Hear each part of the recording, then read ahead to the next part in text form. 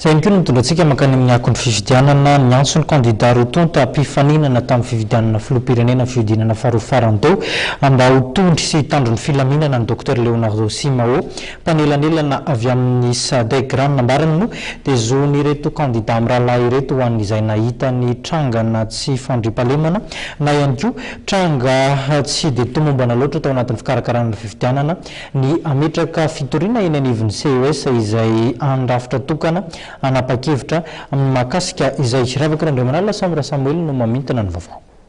Ny antso ireo candidat roa mpifaninana fifidianana filoham-pirenena ho tony sy hitandro hatrany ny sy ny filaminana ny Dr Leonardo Simao mpanelanelana avy amin'ny SADC.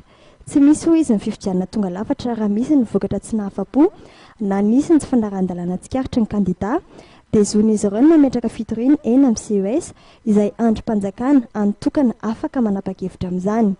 Raha nitondra faneho-kevitra manokana momba ny fangatahan'ny candidat Dr Jean-Louis Robinson tenany sy mahalony ireo porofo-netiny dia nanambary ity mpanelanelana raisam-pirenena ity fa ny CES ny tompony teny farany amin'izany.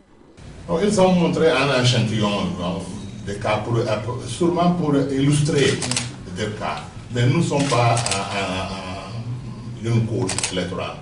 Nous avons dit que ok, nous prenons note de votre décision de présenter la requête à la Cour électorale, donc nous encourageons à le faire.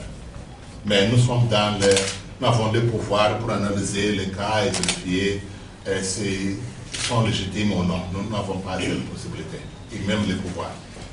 Andraikitra ny candidat sy ny mpanao politika ary mpifanandrina eto firenena no mandray andraikitra mba tsy hisian'ny korotana ao aorian'ny fifidianana hoy ity mpanelanelana raisam-pirenena ity. Tokony atoky ireo androm-panjakana toy ny senit sy ny CES izay napetraka araky ny fepetrana ho faritan'ny tondrozotra mpanao politika sy ny malagasy amin'ny ankapobeny hoy izy tsy fotoana ny fampiahiana intsony izao. Ny asa fanelanelana sy fanohanana ny Madagasikara izay tanterahany SADC moa dia tsy mijanona eo amin'ny fanatanterahana fifidianana ihany fa mitohy hatrany amin'ny fametrahana izay filoham-pirenena voahodina bahoaka sy ny gouvernemanta vaovao.